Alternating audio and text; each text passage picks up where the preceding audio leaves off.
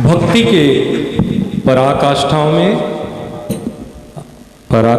में चार भक्ति की महत्व मानी जाती है। महाभारत युग को हम लोग लें तो सबसे पहले कुंती, नंबर 2 द्रौपदी, नंबर 3 उत्तरा और नंबर 4 कौन? गोपी।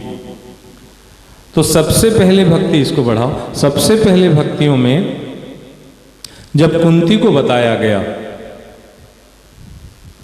सब कोई कहता है कि मेरे लिए कृष्ण वापिस आए, लेकिन कुंती भी इसमें थी कि मेरे लिए कृष्ण वापिस आए हैं। ये भी कवि कहानी में, लेकिन लाइन से उद्धृत कर दे रहा हूं। लेकिन भगवान के बारे में कुंती ने जब मांगा, सबको भगवान ने आशीर्वाद दिया, 2 जन को छोड़ के, एक है विदुर जी और दूसरा उद्धव जी। इनको भगवान ने अपने जाने से पहले कुछ मांगने के लिए नहीं कहा। तो जो विदुर जी थे उनको तो कुछ नहीं कहा, लेकिन कुंती ने भगवान से मांगने से पहले मांगा, अपने अपने तरीके से सब नहीं मांगा, लेकिन कुंती ने क्या मांगा कि प्रभु अगर मुझे देना है तो आप मुझे दुख दो। ये भक्ति का सीमा।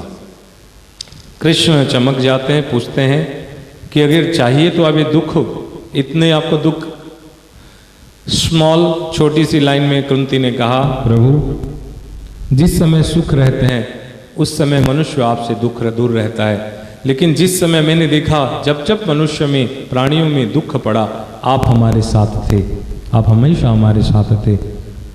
तो ऐसे सुख के अपेक्षा मैं वैसे दुख को बरता हूं जिसमें कृष्ण हमारे साथ थे, मेरे पुत्रों के साथ थे। तब उन्होंने कहा कि हे कुंती, ये सब चीज जो आपका है, आप कहां से ये सब ज्ञान लिए हैं कि आप दुख चाहिए? तो उन्होंने कहा, हे प्रभु, जो आपका गुण, जो आपका भजन, जो आपका कीर्तन, जो आपका चरित्र को सुनता है, कुंती कहते हैं, या गान करता है, या मन के भीतर उसको लेके चिंतन करता है, या स्मरण करता है, या नदंती नृत्य करता है, तो ध्यान रखें वो सब आपको प्राप्त होता है, ये मैं जानता हूं।